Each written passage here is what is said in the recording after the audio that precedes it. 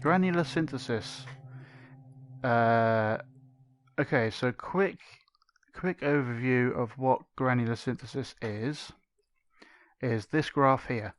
So the basic idea is, instead of playing a full sample, water, it is useful when speaking for an hour and a half. Instead of playing a whole slice, a whole sample, it's playing little bits of the sample in like little chunks. And so this represents one of those slices, one of those grains, granular synthesis. These are called grains. And it'll play it at 0 volume and increase the volume until 100% and then decrease the volume until 0%. So that means, because these are overlapping, while this one is coming down at 50%, this is going up to 50%, so you don't really notice anything changing. So if I just turn that on and put that to 100 and turn that off, don't really notice much of a difference, if anything at all. But then you can adjust these. So if I go like that, then it will be suddenly loud at the beginning and then quieter at the end. And you kind of get these different effects, and you can lean it over to the other side. And you can drag these bottom bits, and now there are like gaps where there is no volume of these grains. If I just reset all those, yeah.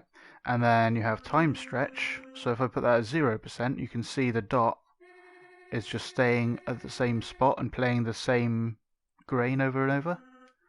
But if you put it along a bit, it's when it's choosing where to start the next grain, it will be 21% of real time along here. So if I do like 50%,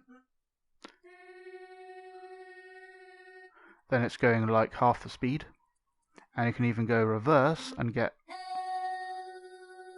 a completely reversed audio, which is awesome. And you can like this by the way, this start time offset is the exact same as that. If I move that to the end of that chunk, it's at the end of that chunk in here. It's just like a shortcut. Cool. And so this is particularly cool if I like use L2 like that. What if we use a different instrument? It might be good to grab one of these.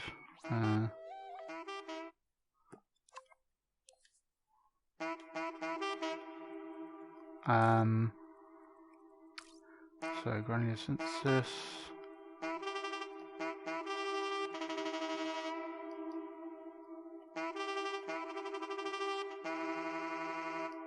And so on. So you kind of get these cool stuttering effects. And that can work with this as well, of course. Let's go back in here. Interval, yeah, so let's see what that does. Put that lower. Oh, let's, yeah, do that. This is the like gap in time before the next grain will play.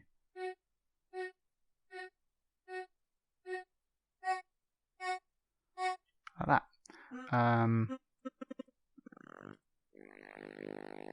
And this is like,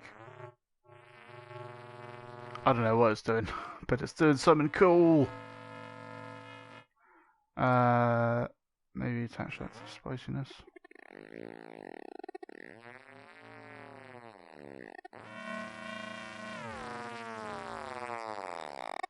Anyway,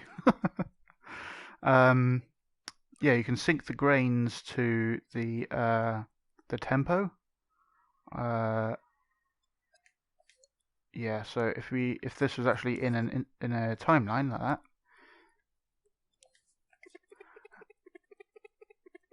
and put on the metronome, then it'll kind of round it or something. Oh, let's loop that. So you can hear it's like every other beat or whatever. Pitch rates, interval length. Oh yeah, so again, it's hard to like really demonstrate some of these things without having like a perfect example. But the pitch of the actual note, as in on the piano roll, affects this interval like automatically if you turn that on.